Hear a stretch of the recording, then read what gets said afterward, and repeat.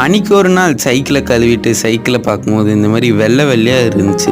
என்னடா நம்ம cycle கழுவுனதே waste ஆகுது ஒரு வாட்டியும் யோசிச்சுக்கிட்டே இருந்தேன்.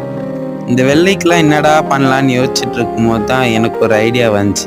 நம்ம ஆன்லைனில் போய் செக் பண்ணும்போது தான் எனக்கு இந்த விஸ்டாவோட பாலிஷ் ஸ்பாஞ்ச் கிடச்சிது. இது வந்து இன்ஸ்டன்ட் ஷைன்னு சொல்லிட்டு இருந்தாங்க.